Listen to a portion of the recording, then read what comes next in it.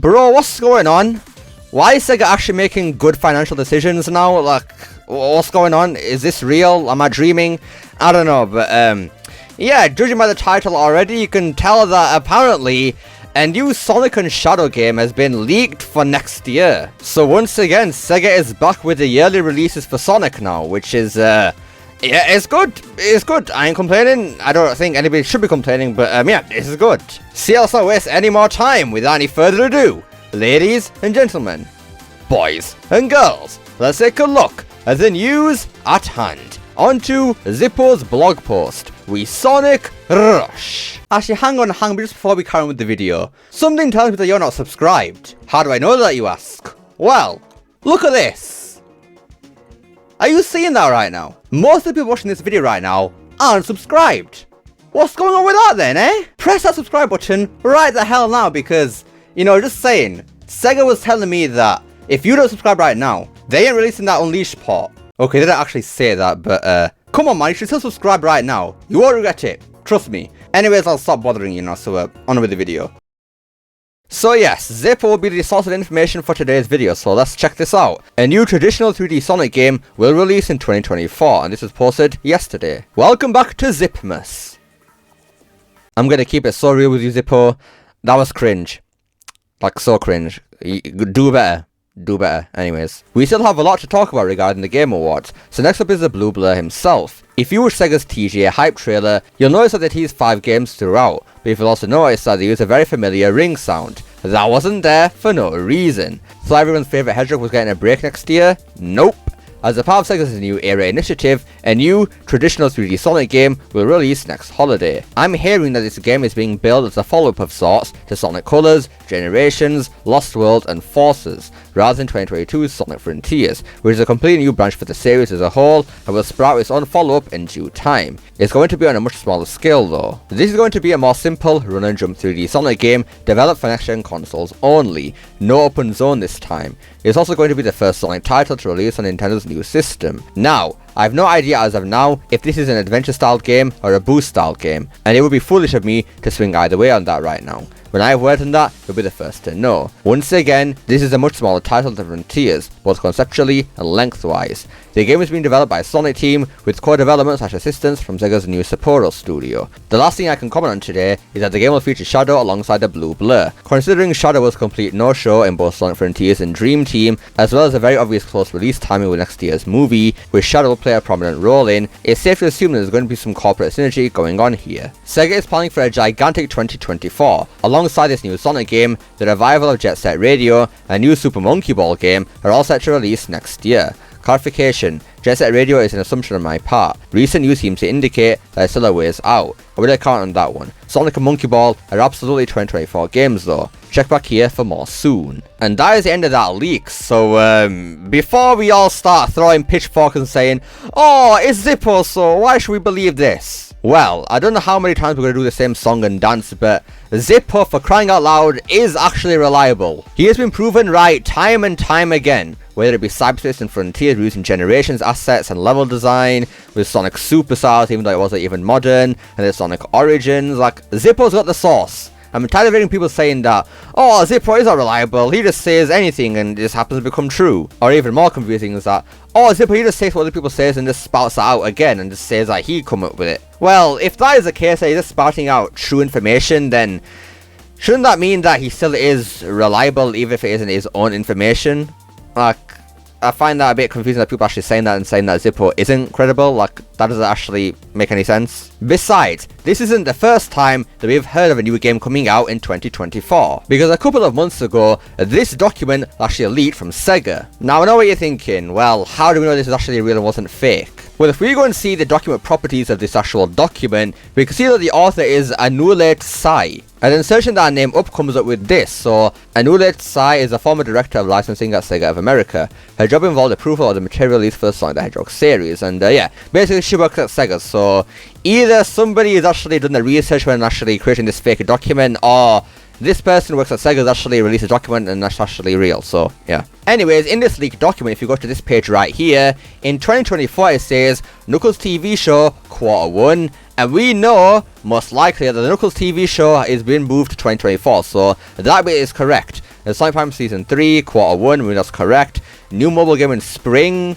I think that was supposed to be Dream Team, but obviously that's come out this year in December, so whether that means it'll get all platforms release at some point next year in spring, I don't know, but I don't think that's going to be true. So either they got that wrong or it got plans changed basically.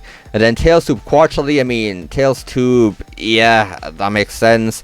Then Superstars DLC to be declared, I think, or to be announced or whatever. Yeah, I think that could happen, even though I don't want it to happen because Superstars was $60 already, and charging more for Superstars Plus is ridiculous, especially just for a 2D classic Sonic game. And then here we go. New game prologue, a new game holiday, and then Sonic Movie 3 December. So this is another place where a new Sonic game has been leaked for next year.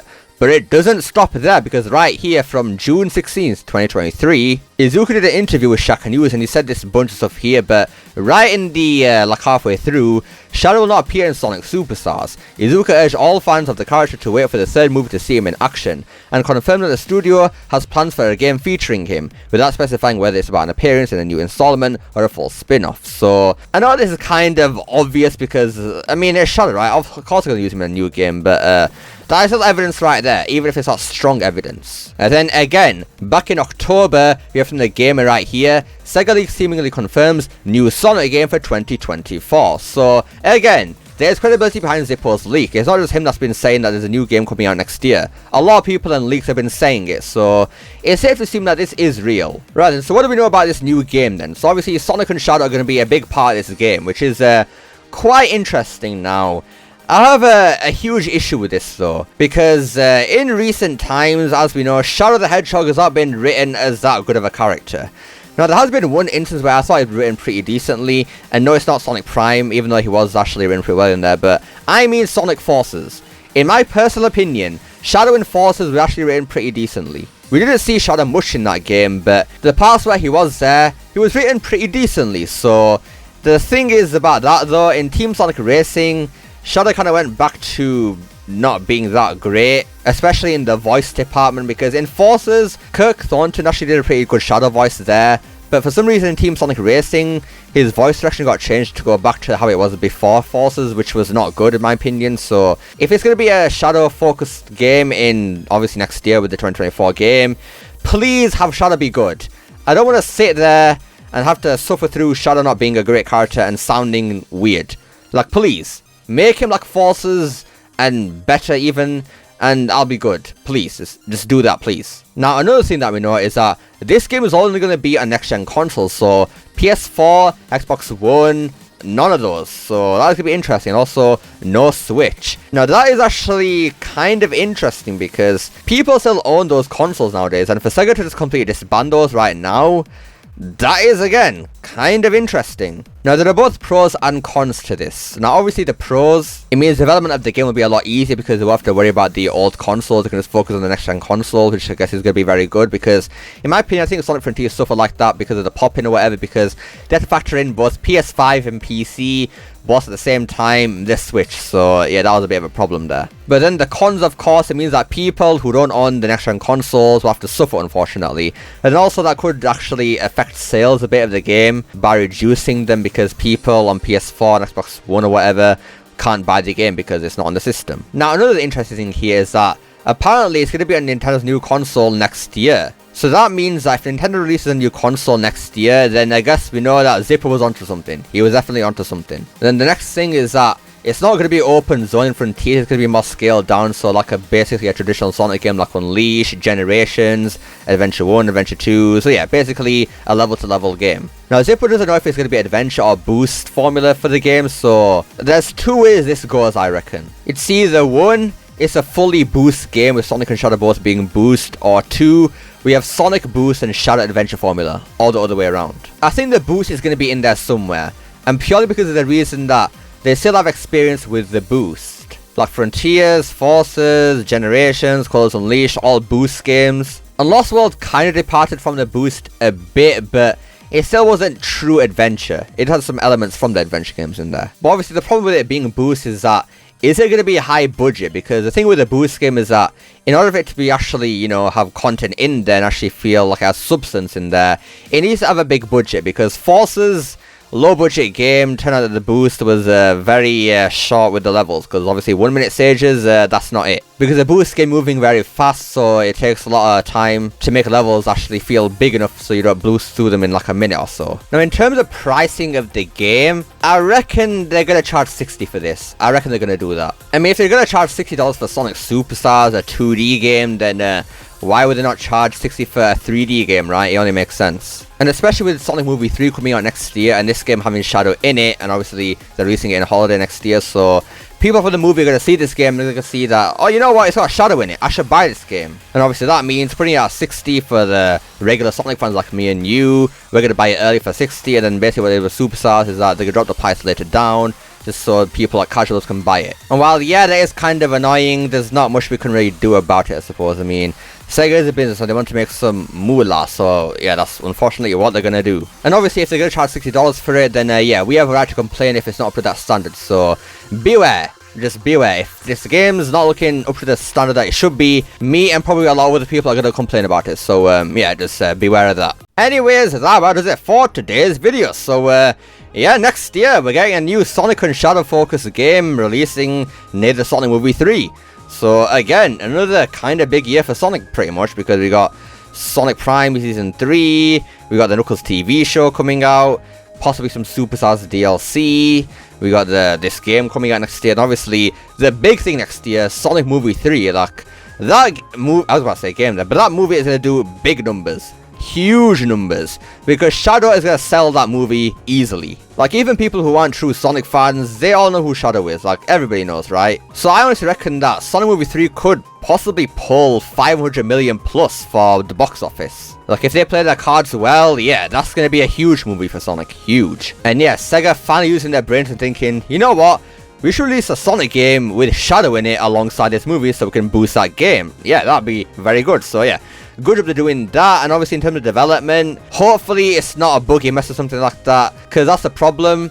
Like, I don't think Sega releasing games every single year is a problem at all. Like, I think that's great, but the big problem is polish. Have developers got enough time to actually make the game properly, and so it's not, you know, buggy and everything like that? I mean, realistically, I reckon it probably started in 2022, probably. I mean, not all of Sonic Team worked on Sonic Frontiers The Final Horizon, right? So, obviously we had a bit of a split-up team here, and we've heard that Sonic Team will be working with Sega Sapporo Studio on this new Sonic game, so, yeah. If it started in development in 2022, conceptual development probably about a year, if that, and then obviously a year for the actual game.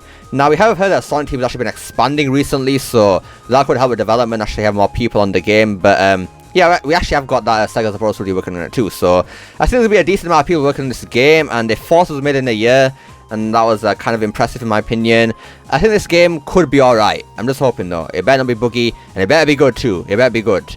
But what do you guys think of this news? Do you believe it? And if you do, what are you expecting for it? Are you excited for it or not? Let me know down below. I'd love to see what you guys have to say. I hope you enjoyed this video. Don't forget to like, share, subscribe, especially that last one. Don't forget to become unleashed. Pressing that join button down below. Remember, it's not necessary. And I'll see you all next time. Peace!